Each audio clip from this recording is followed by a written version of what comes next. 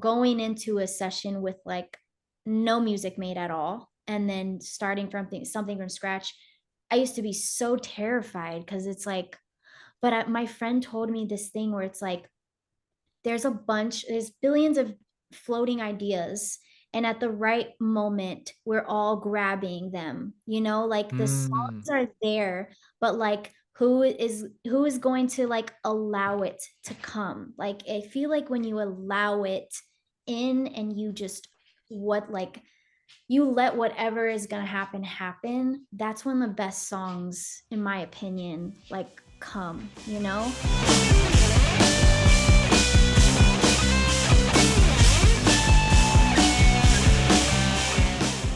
You're watching Loud Music Only. I'm your host, A.T Bianco, and today I'm very excited to introduce our guest, who's one of the most hardworking artists you'll come across. And her voice is straight from the heavens above, hence her name, Angel Cintron. Angel, how are you this afternoon? How are you? I'm good. That was such a beautiful introduction. Thank you. Thank you so much. I like to put some good thought into the introduction and give Yeah. a solid one in, so I appreciate it. I just like to start by asking everyone, before every interview, how are you doing? What's been going on today? Is life busy? What's up with you? Yeah, it's been busy. I actually bought a car the day before yesterday, and I'm just like, I'm finally able to continue with everything in my life because of this car. I got in like a random accident, and it was like the most unexpected random thing ever. But I feel like the everything got settled now and everything's good.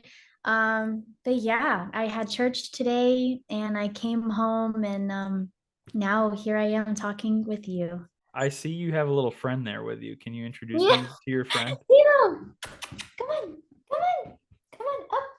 Yep, this is my baby. This Hello, how are you? this What is my what what's your boy. dog's name? Zebo. Zebo. Hi Zebo. How are you? Oh, He is, he likes to keep you company through everything. Do you bring him to the yeah, studio with you? I do. Really, really? Okay, so it's like a little emotional support, comfort Yeah, he animal. actually is. He is an ESA animal. That's awesome. That is Um, where did you get him? Did you get him out in LA? I actually got him in Texas. That's where I'm from. And I got him like on Craigslist. And he was like, this family had a bunch of puppies with their dogs, and they were moving to Hawaii and they needed to get rid of the puppies. So he was one of those puppies. And I was like, I'm obsessed with you immediately as soon as I saw him. So Oh, so adorable. What kind of dog? What's the breed? he's half Shiba Inu, half German Shepherd. Let it burn, burn, let it burn. I want to start and I want to learn about your upbringing in Texas and how you developed such a love for music. I want to hear all about it. Okay, yay! So I started singing when I was 8 years old, and that's from the age that I remember very clearly, just because that's when I was very obsessed with like the Pussycat Dolls and like Mariah Carey and Alicia Keys, and my dad had bought me this set of speakers and a microphone. And by the time I got to middle school, I started singing with my dad karaoke every single night. I mean, it became a routine. We would stay up till midnight. And it was like way past my bedtime. My mom's like, yo, it's time to go to sleep. And like we would still sing. That's kind of how I got the practice that I got when I was still discovering my voice. And my dad is a music lover as well, and he plays a lot. I mean, every genre you could possibly think of, I have heard it within my household growing up as a little girl. And I fell in love then. And every single time I got in the car and a song came on that I loved, it was a concert. Like it was just something I fell in love with. And I had a diary at the age of 8 as well. Writing and journaling for me has always been a release, and I literally still have it. And it says, when I grow up, I would like to be a professional singer-songwriter. And my dream is to perform on a world tour. Like it's been it's been the dream since I had all of the inspirations that I was learning to sing, from. So that's kind of how I got my start. And then 12 years old, my older brothers, they had a rap group and they had a studio in their closet. And they started asking me to sing and write hooks for their songs. And I started recording in my brother's closet studio. And I immediately fell in love with the process of starting with absolutely nothing and then hearing a final product of a whole song. And I just thought, that is just so crazy. It's like the song is your canvas and you're just like splattering paint and you have all these floating ideas and you catch them and it just turns into art. And I fell in love. I wanted to keep doing it over and over again. So that's kind of how it all started. It's so interesting to hear different artists' upbringing and what influenced them. And a lot of commonalities are having people in your family that made music or influence your music, whether the music they played or music that they worked on personally. So was your father a musician? Did he play different instruments and he kind of influenced like that would play with you and sing with you? So my dad, I would say he's definitely like a classic rock vocalist for sure. I think prior, like in his childhood, teenage years, I don't think he played any instruments, but now he plays the drums. He picked that up as an adult. And he loves it to death. There's like a drum set in his living room. Every time I visit, we just jam out.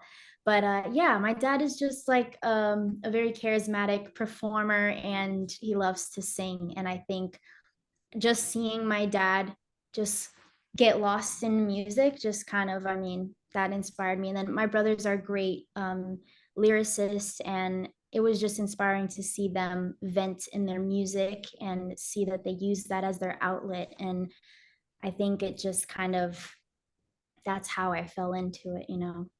It sounds like you have a very musical family. I've seen on TikTok the videos that you make with your sisters singing. And Yeah. I love those videos. They're so wholesome, but they're very genuine. Yeah. You're showing your real life, and I think that's entertaining, but it's also very great for your fans to see the real you and your roots and everything. So talk about quickly, your videos and your covers that you like to record with your sisters.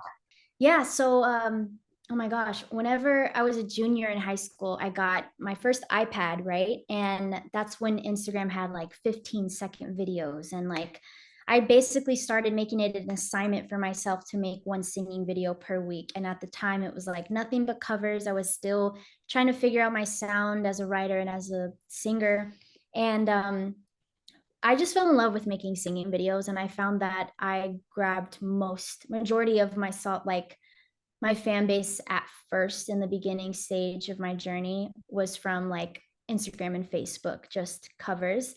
And to be completely honest with you, I didn't even know my 17-year-old or now 18-year-old sisters sang other than like last year, like in a serious manner, not even kidding. Really?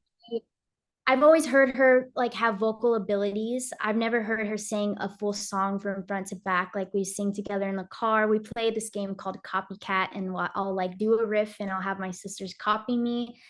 But yeah, like she took me by surprise, and she joined the mariachi group at her high school, and I was blown away. She got like the solo, and she's a senior, so she's been starting to perform, and I was just like, I'm sorry, like what? And she's a very, she's a little more on the shy side. And Jasmine as well, the younger one, I knew she could sing because that girl, I think we're very similar in a sense where like we will lock ourselves in our room and sing for like 2 whole hours until our throat hurts, like just jamming out, singing karaoke and trying to mimic a riff that we can't get. And it really helps us.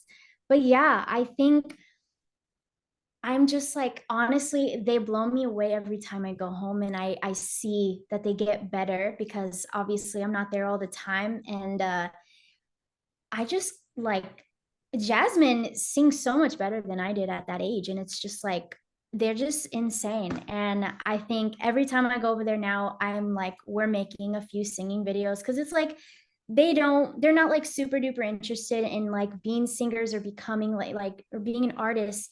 And like that they're still young. Like I wasn't serious till I was like 17. So like, I mean, everyone's journey is different. And even if they just want to do it for fun, like that's cool too. But I think it's just awesome that I have little sisters that could sing like that and that I could just share that with. And it's now we just have to jam out every time I go because I never get to. So I'm like, we're gonna jam out.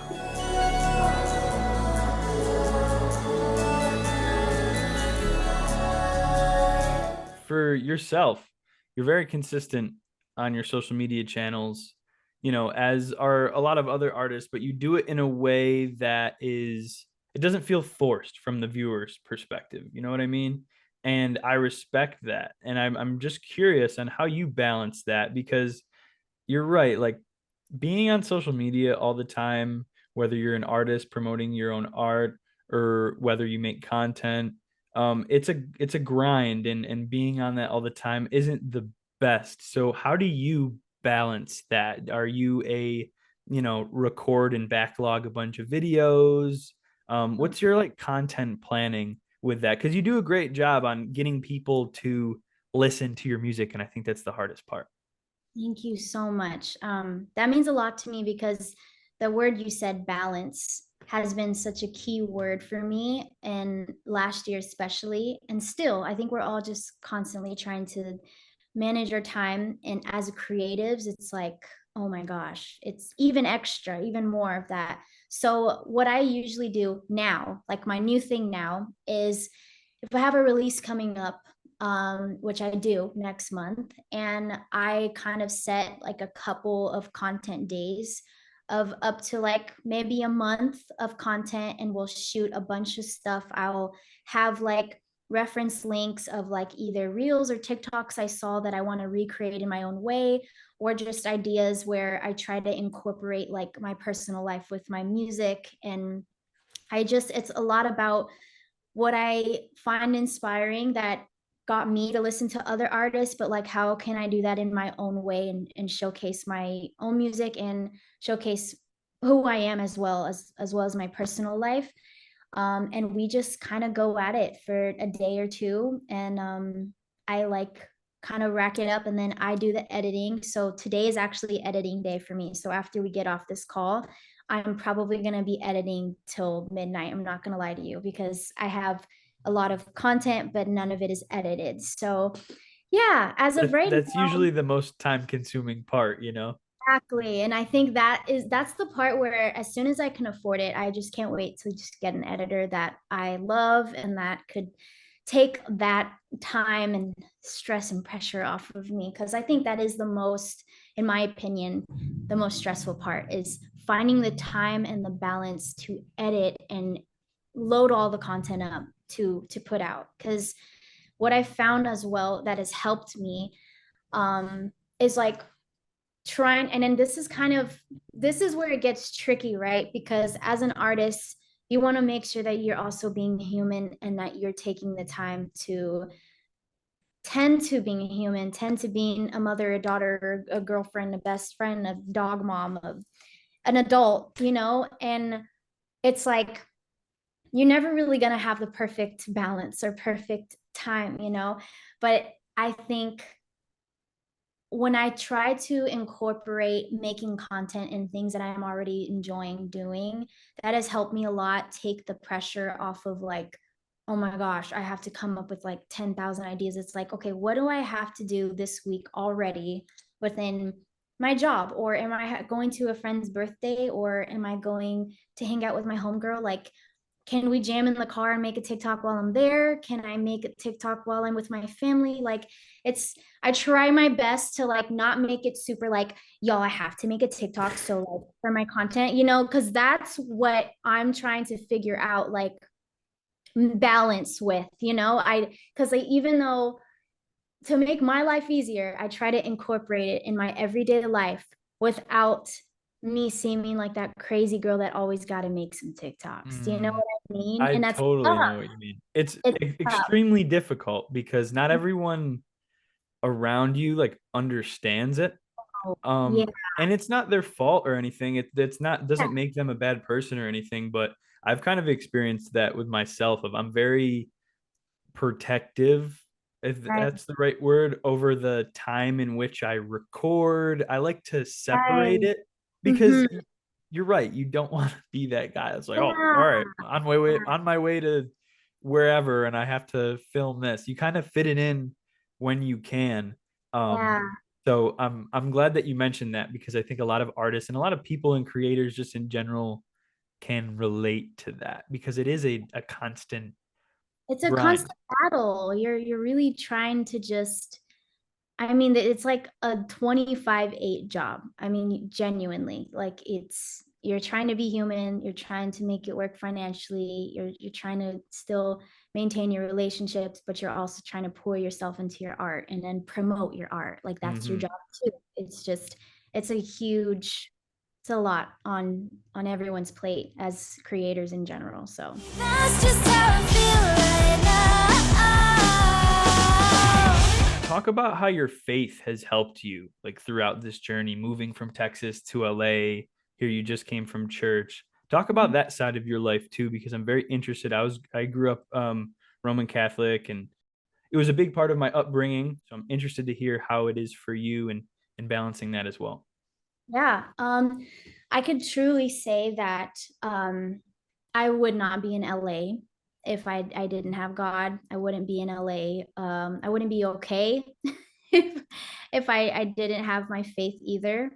And I think in every single thing that I do, I just genuinely depend and look up to that as something to lean on and to guide me. And I'd be praying in every second and every day. I'm not gonna lie to you. In the car, at the studio, before I cut, it's like my faith is and it's definitely grown a lot stronger because I did grow up in church as a little girl, but then becoming an adult, moving out, I kind of like didn't stare away, but it wasn't as much as a priority. And I think when you grow up in church and then you become an adult, it's your responsibility. It's up to you if that is going to be something that you're gonna be consistent with, and you're gonna keep that relationship that you have with whatever you believe in. And it's all up to you once you become an adult. So I think last year, at the beginning of last year, is when I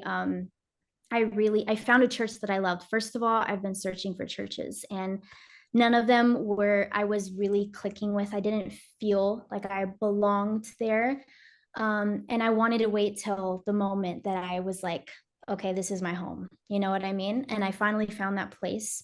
And they're amazing. They are so amazing. And I think just my faith in general right now is it's growing so much, and I'm really having to like pace myself with like that and with my career, because it's like especially especially as a Christian and especially as like an artist, it's like where's a lot of people will look at you and be like, okay, well, how could you wear a crop top, or like how could you, Mm. there's so many different things that tie into it. But I think as long as I keep in mind that like everyone's on their own journey, and in my eyes only God is the judge, and he knows my heart, he knows where I'm headed, and he knows my intentions. So it's like, yeah, but I think my faith is involved in everything that I do. And I mean, I genuinely can't do anything out of my own strength. I'm not like, I just can't. Like, that has been such a big help and release for me. And even the friends I'm making through it as well, like from my church, they just have been the best support group. And yeah.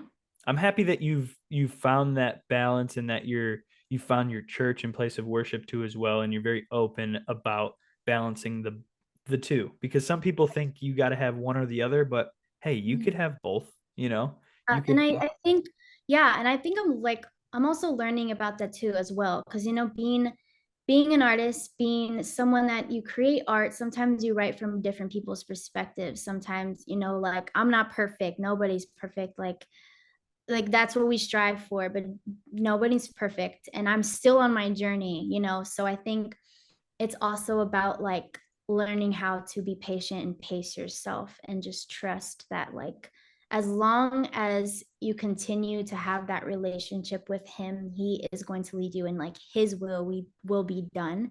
So I think it's just, for me right now, my main focus is to submit to that and to trust him and to work as hard as I possibly can. And I know that his plan for me is going to unfold the way that he wants it to. And I just have to do what I love and work hard and make sure I continue to lean on him for everything.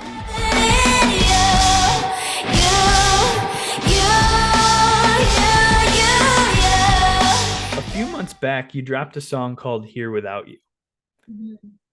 Talk about the creation of that song, what it means to you. I want to hear, your creative process behind that one. Oh my gosh. So this song, Ari, he came up with this melody while his girlfriend was asleep. And it was, by the way, we were both so tired. We had already did another song, but like, I was like, let's just keep going. Like, let's make another demo, blah, blah, blah. And he had told me about this idea and he started playing the chords. And we kind of just bounced from that tiny idea and we just like didn't stop. I was exhausted. The rock part at the end did not come till session 2. The first session that we had, we got like the meat and potatoes, the melody, what the song was what the song meant, what the song was going to be about. I tried to relate my personal situation and intertwine it with Ari's situation with his girlfriend, and we kind of just went from there. It blossomed from him not being able to sleep at night and looking at his girlfriend sleep, and I just thought that was so beautiful. And he was very passionate and excited about this idea that he had on his voice memo, and I was like, we have to turn this into a full song, like for Ari, like this is just special to him, and it needs to represent the just like the vulnerability and love that he was feeling. What started it was his voice memo that he had, and he had like guitar chords, and he said like, I keep hearing like, he said something without you, and then we kind of just we kept going. And at first it was just mainly like, I cannot imagine my life without you. And then it kind of just turned into like, when you start overthinking of when you have something that's so good, like, oh, I don't want to lose this thing. And like contemplating and the anxiety and everything that comes along with getting someone that you love and adore. And that's what kind of what perspective I wrote from. And yeah, the song was it's so crazy. Like that's a perfect example of like that started from nothing at 3 a.m. and then it turned into this thing that like now is one of my favorite songs. And it's just like, what? Like that wasn't it felt like an accident. Like every song feels like an accident, but that was supposed to happen at exactly how it did. And yeah. So there's a reason why you guys didn't end the session that night, because it's 3 a.m. Everyone wants to go to sleep usually, but there's a reason why you guys just kind of kept creatively collaborating. yeah. And sometimes in those moments, those are the best songs come out of it, Going into a session with like no music made at all, and then starting from something from scratch, I used to be so terrified because it's like, but my friend told me this thing where it's like, there's billions of floating ideas, and at the right moment we're all grabbing them, like the songs are there, but like who is going to like allow it to come. Like I feel like when you allow it in and you just you let whatever is going to happen, that's when the best songs, in my opinion, like come. And I used to be terrified of it, but now that's one of my favorite ways to create, because I think there's no better moment than like that moment. Like whatever song comes out of that moment is the song that is supposed to happen. And if you don't like it, then like that's fine. Every session's not going to be freaking great, but like I think creating like that has taught me so much and got me out of my comfort zone for sure. And yeah. I love that what your friend said about all the floating ideas, and it's really up to you to follow through with it, write it down and act on it, because I was Wow. reading The Creative Act by Rick Rubin. He released a book about a Mhm. year ago, and if you haven't read it, I I would definitely tell you to read that as an artist, you know. And he talked about how they're kind of the same type of thing, how there's always ideas around, and sometimes as we observe other people's art, we see similar ideas that we had, and we're like, that's weird. Like Yeah. like I kind of had that idea, but he was just saying how along the same lines of that, of it's really up to you. Yeah, you wrote it down, but it's really up to you to bring that to life, you know, because even though it's your idea that comes from your brain doesn't mean another person can't have a similar, you know, type of idea or what of the idea of whatnot. So I always found that very interesting. And what um happens sometimes is that happens where people will see, oh my gosh, I just thought about having a music video also at that exact spot with that exact shot and like blah blah blah. mm, It's like, yes. And then the idea found a home because you weren't acting upon it. And it's like, but then sometimes if you genuinely like it, you just couldn't fulfill that idea, it probably wasn't supposed to be your idea, like for you, or like put out right. by you. You know, it I don't know. It's Or everything. even the correct time for that idea. Like Yeah. you can have an idea that's maybe a little bit ahead of its time or maybe a little late. That's what I run into as far as resources that one has to do a certain idea, whether it's a budget, whether it's, you know. So I'm a big writer of and user of my phone notes too as well. I Yes. should probably clean it out at one point because Me too. there's just it's a mess. Yeah. So you're also coming off the release of your song Love You, which you Mhm, just dropped a great music video for. Talk mhm. about why you wrote that song and maybe what message you wanted to portray in the music video. Talk about the creative process behind that one. Love it, Yeah. by the way. Thank you. Thank you. Thank you. So with Love You, when I wrote that song, I was going through like no contact, a very, very tough breakup.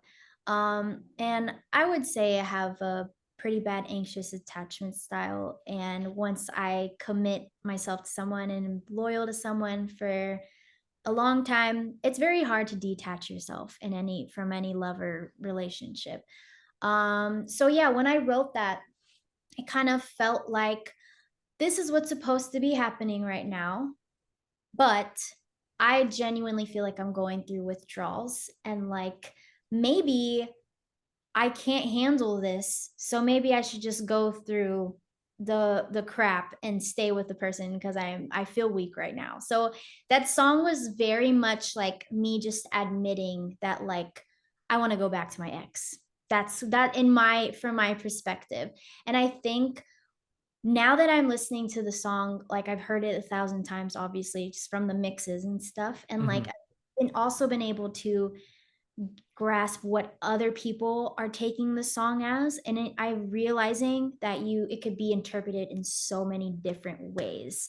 This song could also mean like it's almost like in a way like, oh, I hate that I love you. Like it's just like I'm just so in love that like I'm looking crazy right now. It could mean that as well. But from my perspective, when in the moment I wrote it, I needed a release. That was a song that started in my bedroom. And there's actually a version that I produced, and then I brought it to Ari, and it got brought to life. And I think Love You is the first song that we intertwined some rock in there, and it started the vibe of like dude, like I've always wanted to make a song with rock in there. Always. And I've never done that because people, the Mhm. box. And so yeah, the creative process with that's where I was mentally and in my life at that point. And whenever that song got made in the studio, I just couldn't stop thinking about how excited I was to perform it. Like, It is very live performance esque, especially yeah, that rock breakdown at the end. It's nuts. oh my gosh. And like that's also been one of my goals as like when I'm in the studio, can I like go off while performing this? Like, am I gonna like, is this gonna feel like a release when I'm performing this? Like, how do we make it to where it's more musical, like interesting? Like, how is a band gonna interpret this? Like, and I was thinking those things with Love You. So that's why when we were done cutting everything and we were running it back, I was just like, dude, I'm itching to perform this song with the band. I'm itching. I can't wait. And I actually, for the first time, played it with the band yesterday morning for an audition video that I submitted. And I'm going to put that video out no matter what for like content. And it's exactly what I thought. It just feels like I could just go. It's just a very let go, like you know? It's a relief Yeah. type song because when I listened to it for the first time, there's a bit of there's a gentle start to it, Hmm. and then there's just a burst of emotion at Mhm. the end, and kind of brought to life by the rock part of it, and a very, very powerful, like energetic song. And Thank you. hopefully I get to see you perform that live sometime, because that is a really special song, and I'm happy to hear that when you write or create or record certain songs that you think of that. How is this going to sound, on stage too as well? Right. And I think something you said was like, I never, because it does have a slow build, like the song just, it's like that. And we purposely did that because when I started writing the song, it was coming from a place of like, I feel weak right now. That's where, straight up, the starting that first verse, like I felt very weak. I felt very like I was being controlled by the love and the adoration I had for a person, and doing stupid things and putting myself through stupid things just to be with this person. And I think the more the song went on, the more I was just like, let me just try to get it all out. Like, let me just like wake the fuck up and remind myself, I'm here right now, but like this is how I release and like if I'm in love right now, I'm just like, "Ah, I love, it's like Yeah. I'm just gonna scream it. This is where I'm at right now. Straight up. There's no other way to put it. I was in a moment when I wrote that song, and I needed to go through that moment to get here. So I'm really happy that I was able to turn something that was hurting me at the time into something that I'm very proud of, and something that feels like I'm just releasing. And now I could freaking scream it at the top of my lungs at a show and do it. I love that. So then for the video aspect, I saw you created a little bit of a character with the teddy bear head. His name's Bruno. Talk about like the storyboard of the idea for this song, how it came to life, maybe who you filmed it with, some things you ran into while you were filming it. Let's hear about it. Yeah, yeah. So, so happy you asked this question. The teddy bear represents, and the teddy bear is a returning character. He is the co-star of this next album, this era. And I wanted to have a character that represented something that somebody latches onto and that is comfortable to them, something that's familiar to them. So I thought of like when toddlers have their stuffy that they just can't let go of, or when dogs have a stuffy, or like when there's a special blankie that comes with them everywhere. They have to sleep with it. They have to have it. It's just familiar. The smell, the texture, everything about it is just their comfort and their safety. So that to me is why I chose a bear man who is now named Bruno. Me and my supporters named him Bruno. Um, so Bruno, that's what Bruno represents. And I actually asked a homie of mine to be Bruno, and oh, bless everyone's heart that was a part of that video, because when I tell you that that was the hardest music video I have ever done in my entire life, it was so musty, crusty, and dusty that day. The humidity was disgusting. It rained. The end of like when I had to do my solo stuff is when it started to rain. thank God. But in the beginning of the shoot, there was like insects that I have never even seen in my life on the freaking, we were like, I think we were in Malibu at like one of the state parks or something. It was just disgusting and sweaty. But in order to get to this specific tree that I had went to go location scout with Cheyenne prior, I was like, I need this tree and I need it to look like I'm in the middle of nowhere. Like I need that. I need that. And in order to get by that tree with a full band, we had to literally walk on rocks across a creek to get to that tree. I had my friends were like, a few people wanted to back out even on the day of the shoot because the instruments are freaking thousands of dollars. Like, Right. and I'm gonna be honest, I did not think that like the passageway over the creek was hard, but I also wasn't carrying a big old instrument with me when I was getting across the creek. So that day was so stressful, but like the fact that we got over the creek, set up. I had two girls that had to be gone somewhere. They only had like, we had 40 minutes to do the band shots, literally 40 minutes. You only had 40 minutes to do that shot? The band shots. Oh my gosh. And mind you, it took about 20 minutes to walk from our cars to that location, carrying the instruments, then walking over the creek, setting up in front of the tree. Then I forgot my microphone. Oh dear. Nobody knows this, but no one's pointing it out, but in the music video, there is a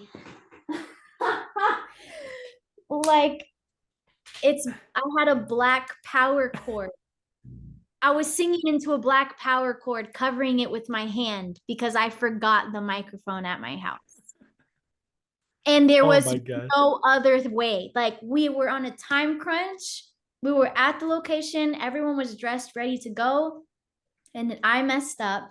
So I was like, I was about to start crying. And then I don't even know whose idea it was to grab I think it was Morel, my keyboardist. She was like, here, try to hold this and cover most of it so it looks like you have a mic.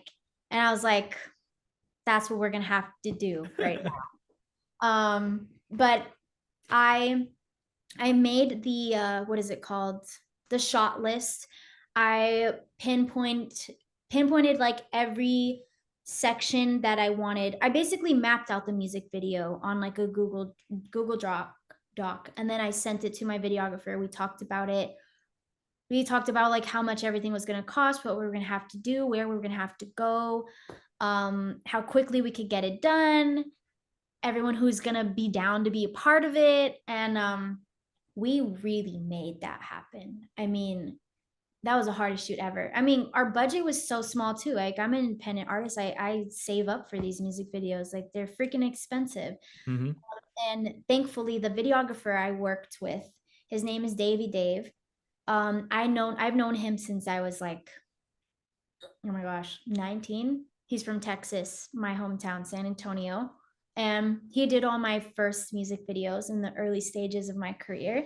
And I wanted him to do this one because this project and these singles and these music videos are the first time that I had full creative control, that I didn't have to water down or like pivot my ideas because of what somebody else wanted for me. Like it was all what I completely wanted. And so I was like, I need to do it.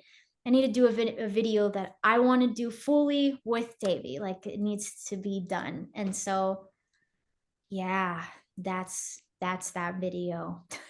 It's a lot. That's so interesting to hear about because you do run into a lot of problems in any sort of shoot. And it's up to the people around you or yourself to creatively think of, okay, you know, I forgot my microphone, but maybe you could hold this hard drive or this block or whatever to. Yeah. I'll have to look out for that, by the way. That's so that is You're so funny. You're instantly gonna know now. You're gonna see it instantly. I'm gonna go back and watch it. It'll be It's funny. gonna be hilarious. You're gonna laugh. But that's impressive. Everything down to it sounds like you're very hands-on and you have a great team of people that believe in you. First off, And talk about the wardrobe in those, because you had some cool fits in there. Talk about like how fun that is for you to maybe collaborate with someone on your team, or maybe it all comes from yourself. Talk about the wardrobe fits in that one. Yeah. So the idea of the video initially was like, I wanted to be a fever dream, right? I wanted it to kind of represent the two different sides of me while it being still realistic, like something that I would actually wear. And the when I was in the dream, obviously I wanted it to be something very like flowy, and I wanted it to give like an angel or like a ghost, you know what I mean? And usually I work with this amazing stylist named Marissa Ledford. She is insane. I've also met her from Texas, and she moved to LA, and that was Wow. not planned. Usually I work with her. She's amazing.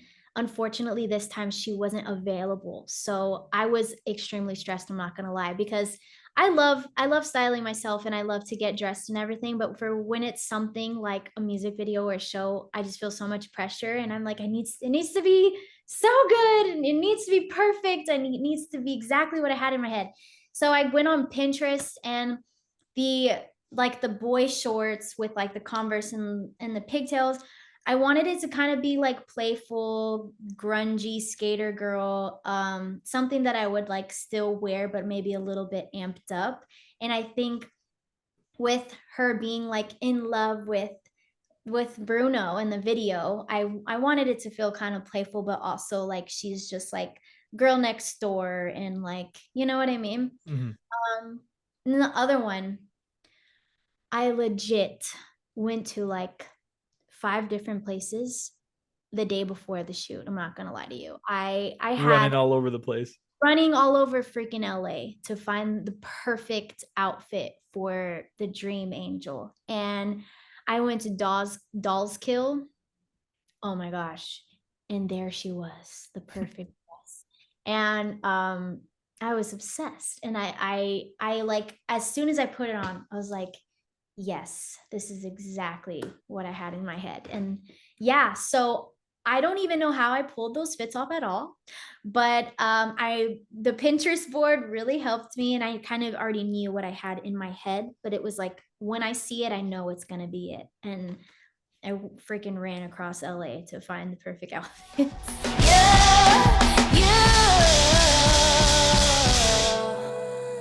Transitioning into my next question here, I'm sure you took a lot of things from that experience that have helped you in your creative process for this upcoming album that you've been teasing. Um, where are you in your creative process of this new album? Talk about this new album. I can't wait to hear all the music. Yeah, yeah, talk about it a little bit. Gosh, so the songs are pretty much done. We're in the mixing and mastering process. There's, I think, a couple of songs where I just like, no, one song I need to recut vocals. I'm just not a fan. I think I could deliver it better. And then another song, we're adding like a few post-production like instruments, some sprinkles and sparkles on there. But for the most part, it's getting mixed and mastered. I'm just gonna tell you what it's gonna be called. My album is gonna be called Five Ever, and it's going to. The reason I want it to be called Five Ever is because it just feels like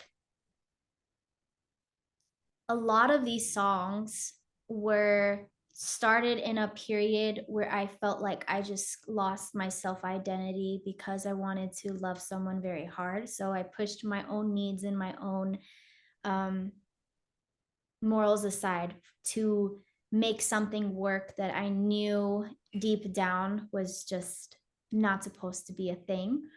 And Five Ever to me represents just kind of like dragging something on that is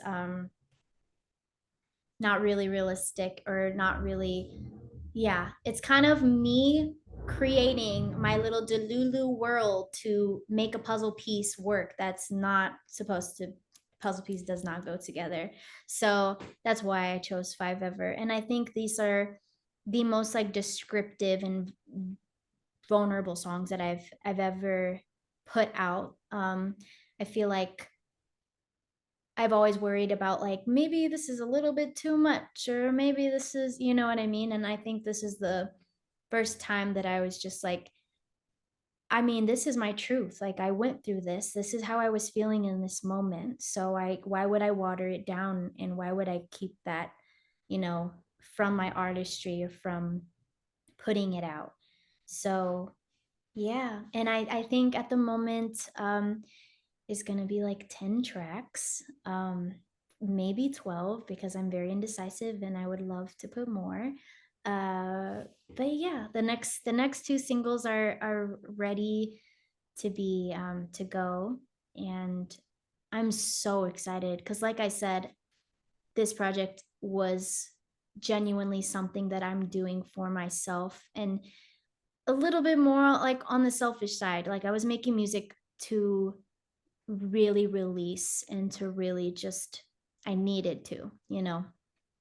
Now, how about the cover art? I'm a big cover art person. Have you thought about that? Is it done? Talk Oh, about the creative presentation, even of the singles too that are coming yeah, out. yeah. So the we did a photo shoot for every single cover and the album cover all like in one night so that they could all be cohesive with each other. Hmm. But I've chosen the photo for the project artwork, but I found this amazing graphic designer, this woman who is amazing. I think she goes by like Punky Pixels or something, and I need her to do my cover art for the project.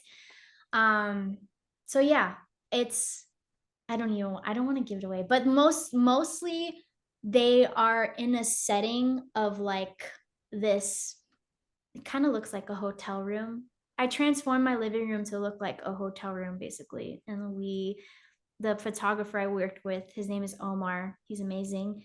He grabbed these crazy lights and put them on the outside of my sliding door so that it looked like it was like the sun was coming up or coming down, and like the sun is going through my blinds. And yeah, I think my favorite, I really like the Here Without You artwork. That one was one of my favorite shots from the shoot that we did, just because it just, I think it was just a perfect representation of like that's Ari, the way Ari described him writing that idea.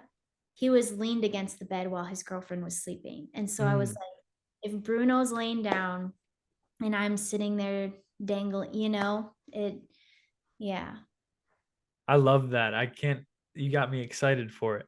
Um, Yeah. no, for real, because it's exciting to put out a full length album. It's exciting to talk about it. It's Oh, exciting yeah. to create it. I'm sure it's quite stressful at times, but it's almost a creative release for you too as well. You've probably been sitting on some of these songs for a bit, and you can't wait to Mhm. push it out and schedule some shows and stuff like that. So do you have any sorts of plans for maybe a small tour on the West Coast or in Texas, or maybe on the East Coast too as well?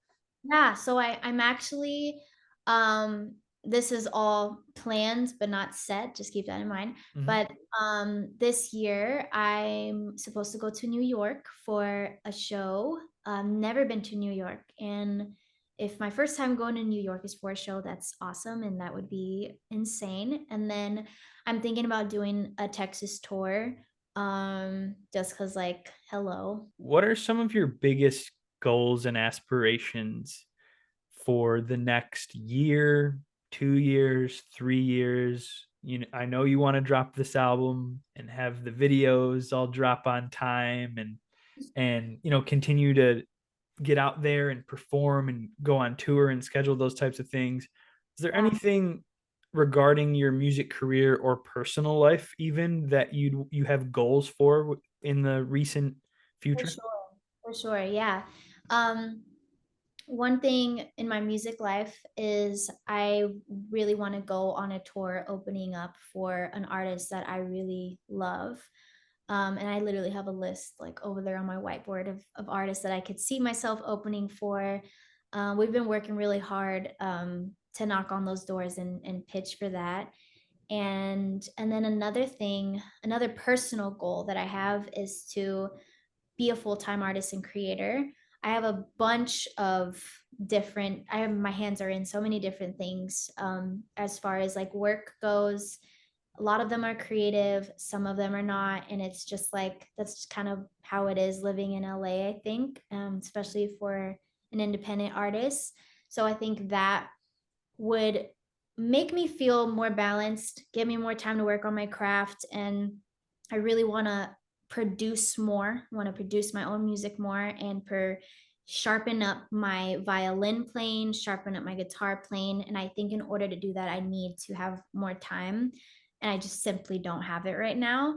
And I feel like I play, it's like that thing where like you're good, you're okay at a bunch of different things and but like you want to get really good at something. So I feel like that really good thing that I really do want to do is produce. And that's all about experience and just going forward, making a crap ton of songs and all of that. So yeah, those are a couple of things. I think one of my biggest goals though, that's not really short term, um, or maybe it is a world tour. That has been, I want to see the world and play my music. That's what I want to do. You know what I mean? Yeah. I hope you could revisit this clip while you're on your world tour and see that, because I asked this question because I love to hear what an artist's goals are, and manifesting them and having their faith drive that forward, and I hope that you could revisit this interview and see that. And I really hope all that stuff happens for you too as well, because the work that you're putting in is going to go a long way, and you have a very great mindset regarding all of it too as well. Thank you. Thank you so much. I'm so happy that I met you. Wow, that's so crazy. I feel like I just spilled like my entire life to you. Everyone at home, this is the one and only Angel Cintron, and she's got so much music out there. Go listen to Here Without You, check out the music video for Love You, and be on the lookout for her upcoming album, Five Ever. Yeah. Angel, thank you so much. Thank you so much for your time today, and I can't wait to hear more of your music. This brightened up my day. I'm like so exhausted and this like woke me up. You're watching Loud Music Only. I'm your host, A.T Bianco. We'll see you next time. And cut.